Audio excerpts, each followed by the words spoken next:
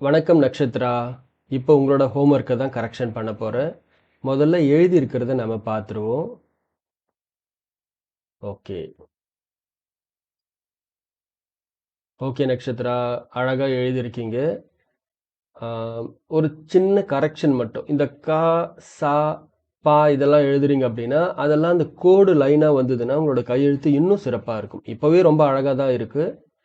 உதாரணத்துக்கு ஒரு தடவை எழுதி காமிக்கிறேன், நீங்கள் கவனிங்க. இப்போ இங்கே இருக்கிறது பார்த்தீங்கன்னா இணை கொம்பு எழுதிடுறீங்க. கா போடும்போது இங்கே பாருங்க, இந்த மாதிரி வரணும்.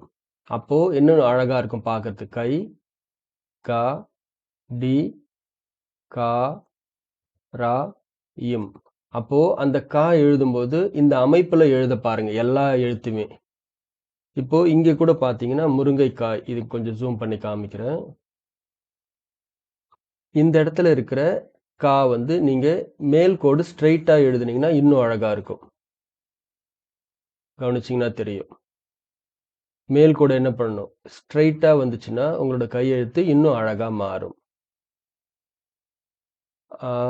சின்ன சின்ன கரெக்ஷன் தான். இப்போ இந்த இடத்துல பார்த்தீங்கன்னா அந்த மல்லிகை அப்படின்றது ரொம்ப அழகாக எழுதிருக்கீங்க. அந்த ல் ஆகட்டும், லீ ஆகட்டும், மா ஆகட்டும், கையெழுத்து ரொம்ப சிறப்பாக இருக்கு. வாடகை, சைக்கிள், சைகை, விளக்கு. அப்போ நீங்க வந்து கொஞ்சம் பொறுமையா எழுதுனீங்கன்னா உங்க கையெழுத்து அழகா இருக்கு. கொஞ்சம் அவசர அவசரமா எழுதுறீங்கன்னா கொஞ்சம் கையெழுத்து மாறுதுன்னு நினைக்கிறேன். அதனால நீங்க நிதானமா எழுதுனீங்கன்னா உங்களோட கையெழுத்து ரொம்ப அழகா இருக்கும்னு நினைக்கிறேன் நானு. ஓகே, இந்த ஹேண்ட் ரைட்டிங்க்கு நான் ஹார்ட் சிம்பிளே கொடுக்குறேன். சின்ன சின்ன கரெக்ஷன் தான், அதை மட்டும் செய்தீங்கன்னா உங்களோட கையெழுத்து இன்னும் சிறப்பாக மாறிடும்.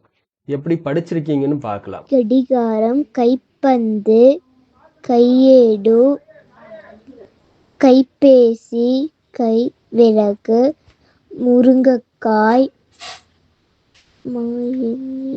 மல்லிகை, வாடகை, சைக்கிள், சைகை,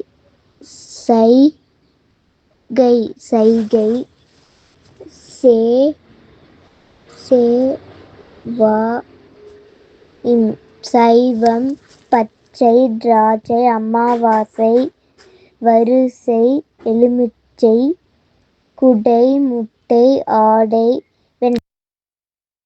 ஓகே, இந்த ஹோம்ஒர்க் உங்களுக்கு நான் ஹார்ட் சிம்பிள் கொடுக்குறேன். ஓகே நக்ஷத்ரா, நீங்கள் வந்து ஒரு வார்த்தையை படிக்கிறீங்க, அப்போ சில எழுத்து உங்களுக்கு தெரியல, டக்குன்னு ஞாபகத்துக்கு வரலை அப்படின்னா நீங்கள் யோசித்து சொல்லிடுறீங்க. அப்போ என்ன செய்யணும்னா, யோசிக்காமையே சொல்கிறதுக்கு நீங்கள் பயிற்சி எடுத்துக்கணும். அப்போது எதெல்லாம் உங்களுக்கு டக்குன்னு அந்த எழுத்து ஞாபகத்துக்கு வரலையோ திரும்ப திரும்ப என்ன பண்ணணும், அதை எழுத்து கூட்டி வார்த்தையை ஒரு 5 தடவை படிச்சிட்டிங்கன்னா உங்களுக்கு ரொம்ப சுலபமாக இருக்கும். இப்போ உதாரணத்துக்கு வாடகை, சிலருக்கு அந்த கையின்ற அந்த எழுத்து டக்குன்னு நினைவுக்கு வராது. அப்போ என்ன பண்ணுவோன்னா வா ட, இந்த இடத்துல ரொம்ப யோசிச்சு அதுக்கப்புறம் சொல்கிற மாதிரி இருக்கும். யோசிச்சு சொல்லுங்க, பரவாயில்ல.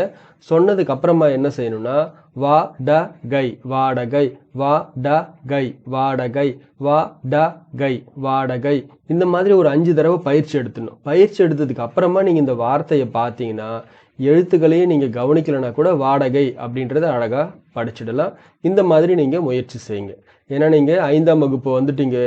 இதுக்கப்புறமா என்ன செய்யணும், வார்த்தைகளாக படிக்கணும், வாக்கியமாக படிக்கணும், பேராகிராஃப் ஒரு பத்தியவே மனப்பாடம் பண்ணிட்டுலாம் எழுதணும். அதனால் இன்னும் நிறைய நீங்கள் முயற்சி செய்ய வேண்டியிருக்கும். இந்த இடத்துல இப்போதைக்கு நீங்கள் சிறப்பாக முயற்சி செய்திருக்கீங்க.